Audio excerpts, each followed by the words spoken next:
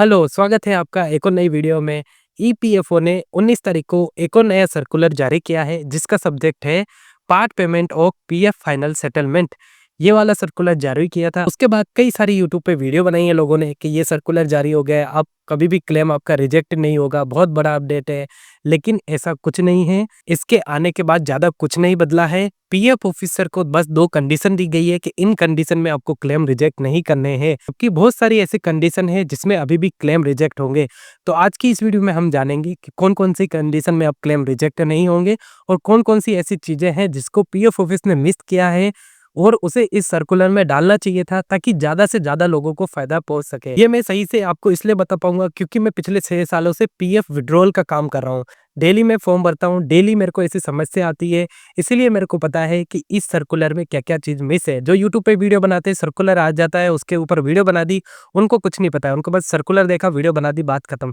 तो सटीक जानकारी चाहिए अगर आप विथड्रॉल करते हैं, सीएससी सेंटर वाले, साइबर कैफे वाले, तो इस चैनल को सब्सक्राइब कर लो, बहुत ही काम का चैनल है। अगर आपका पीएफ वगैरह करता है तो भी सब्सक्राइब कर लो क्योंकि ऐसी अपडेट आपको और दूसरे चैनल पर देखने को नहीं मिलेगी। करने से पहले मैं आपको बता दूं, मैंने अभी लॉन्च किया है पीएफ का विथड्रॉल कोर्स। अगर आप पीएफ का काम सीखना चाहते हैं, अर्निंग करना चाहते हैं तो डिस्क्रिप्शन में लिंक है, आप जाके कोर्स परचेज कर सकते हैं।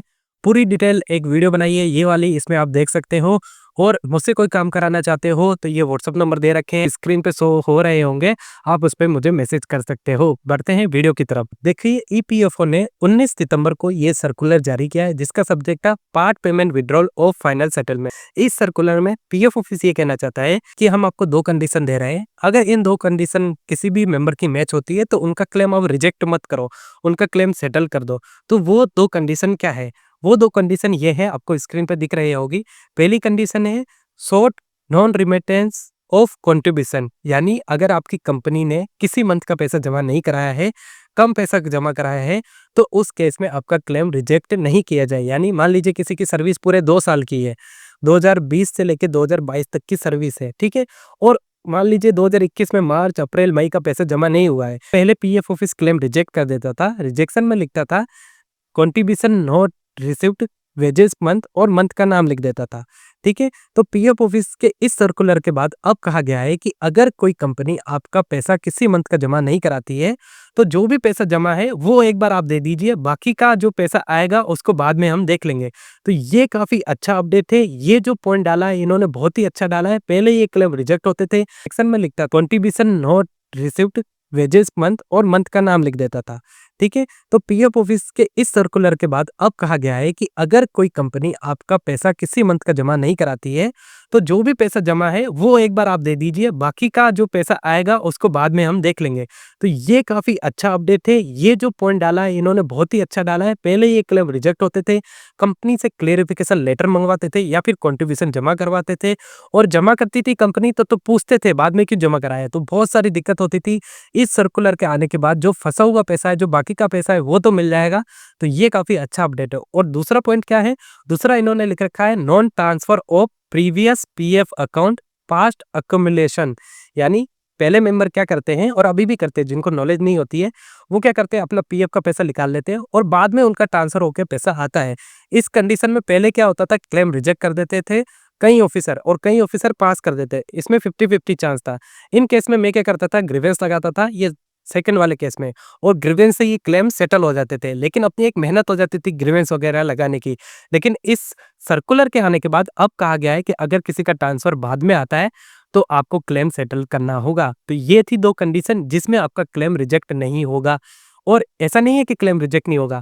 देखिए, ये सर्कुलर दिया है तो अपन को भी दिया और पीएफ ऑफिसर को भी इसी सर्कुलर के माध्यम से इस चीज़ का पता चलेगा। लेकिन कई पीएफ ऑफिसर हैं, उनको इस बारे में नहीं पता रहता है, वो अपडेट जानना भी नहीं चाहते हैं। मान लीजिए ये पीएफ ऑफिसर ने सर्कुलर दे दिया और उसके बाद भी पीएफ ऑफिसर आपका क्लेम रिजेक्ट कर रहा है, तो उस पे कोई एक्शन नहीं होगा। ऐसा नहीं है कि सर्कुलर आ गया और ऑफिसर को कोई पूछने वाला है आपने क्लेम रिजेक्ट क्यों किया, उनसे कोई पूछने वाला नहीं है।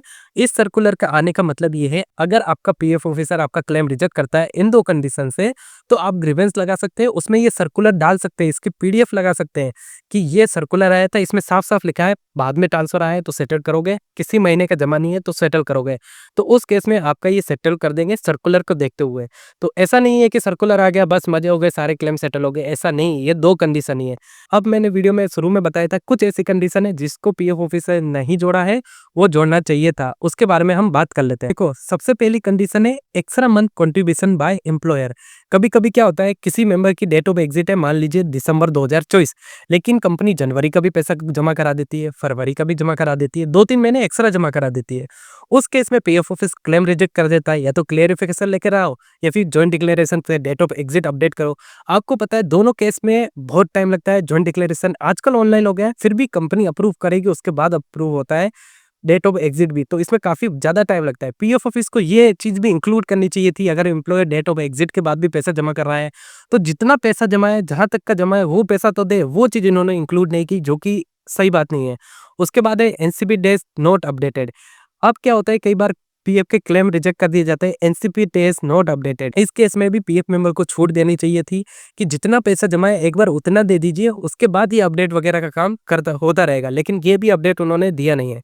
तीसरी चीज, date of joining and contribution mismatch. कभी कभी क्या होता है, मेंबर ज्वाइनिंग करता है जनवरी 2025 में मान लीजिए ज्वाइनिंग करी, लेकिन पीएफ ऑफिस बाद में पैसा जमा कराता है, यानी मार्च में जमा करा दिया, ठीक है, जनवरी फरवरी का जमा नहीं कराया, और कभी कभी डेट ऑफ ज्वाइनिंग से पहले जमा करा दिया, यानी दिसंबर नवंबर का भी जमा है और ज्वाइनिंग जनवरी के। तो इस केस में क्या कहा जाता है, ज्वाइनिंग सुधारी है। ज्वाइनिंग हालांकि बिना डॉक्यूमेंट के हो जाती है, लेकिन उन्हें इस सर्कुलर में ये चीज भी डालनी चाहिए थी कि अगर पैसा जमा है उतना पैसा दे दीजिए।